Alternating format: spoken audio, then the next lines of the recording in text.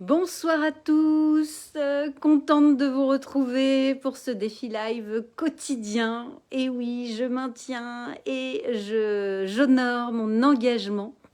Et je suis ravie de partager ce moment avec vous. Pour ceux qui ne me connaissent pas, Julie Girard, bienvenue dans mon univers du coaching d'affaires, où l'entreprise est au service de la qualité de vie du dirigeant et de ses équipes.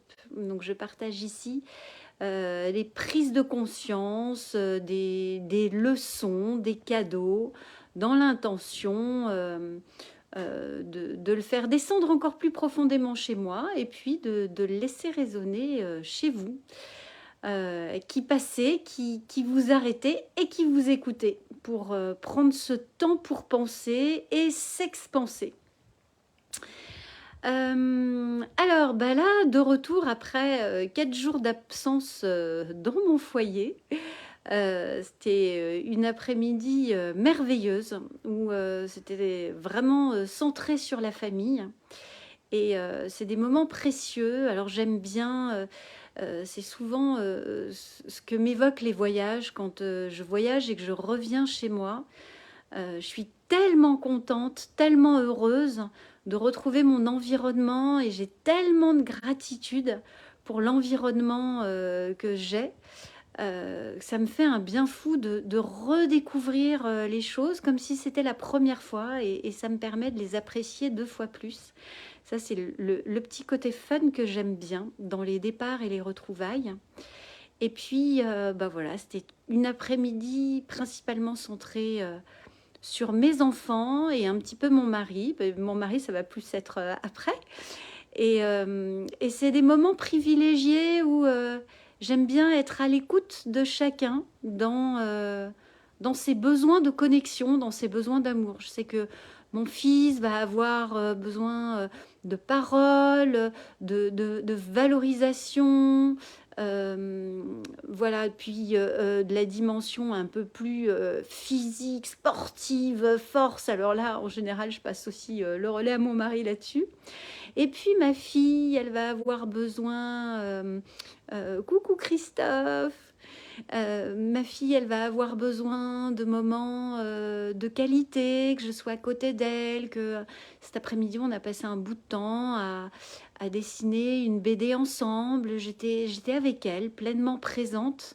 Ça, c'est des moments qui sont importants pour elle et qui la nourrissent d'amour. Tout ça, c'est des moments qui sont précieux, je trouve, pour justement nourrir la famille, qui sont basés aussi, je ne sais pas si vous connaissez les 5 langages de l'amour. 5 langages de l'amour, c'est les paroles valorisantes, c'est les cadeaux, les services rendus, les moments de qualité, ou je ne sais plus, j'en ai oublié un, je ne sais plus lequel c'est.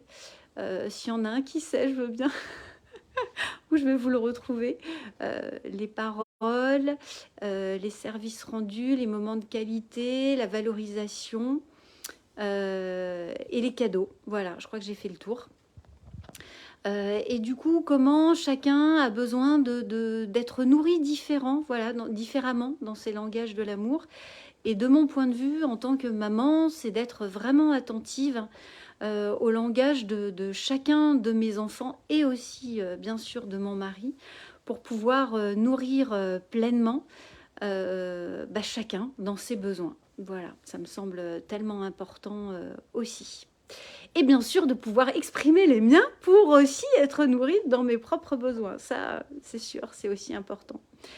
Donc voilà ce que je voulais vous partager. C'est un peu comme en business aussi. Je trouve que le fait de prendre du recul et de redécouvrir son business dans ce que l'on apprécie et dans les retrouvailles avec les équipes, dans ce dont chacun a besoin pour se sentir pleinement nourri en termes de reconnaissance, en termes d'engagement, en termes de mission. C'est des moments qui sont importants dans les retrouvailles de l'entreprise. Voilà, je trouve que finalement, ces reflets systémiques dans les retrouvailles de la famille ou les retrouvailles de l'entreprise, on peut retrouver pas mal de parallèles. Voilà, je ne sais pas comment ça résonne pour vous, si vous avez envie de partager des choses que ça évoque pour vous, des partages, si ces langages de l'amour vous parlent, si vous les connaissez. C'est un super bouquin en tous les cas que je vous recommande justement pour apprendre à mieux cerner vos besoins et les besoins de ceux de votre famille. Et puis les nourrir amplement pour éviter d'être dans des besoins insatisfaits qui peuvent se manifester par des émotions pas toujours positives et agréables pour les uns et les autres. Donc l'idée, c'est plus on a conscience de ses propres besoins et plus on va pouvoir les manifester, les compléter. Et c'est ça qui amène à cet état de bonheur et de joie. Voilà, et un grand merci de cette présence, de cette écoute, de ce partage. Vraiment, merci du fond du cœur. Belle soirée, belle reprise demain, en ce lundi, pour ceux qui reprennent le lundi. Et puis je vous dis à demain pour le prochain live. Bye bye!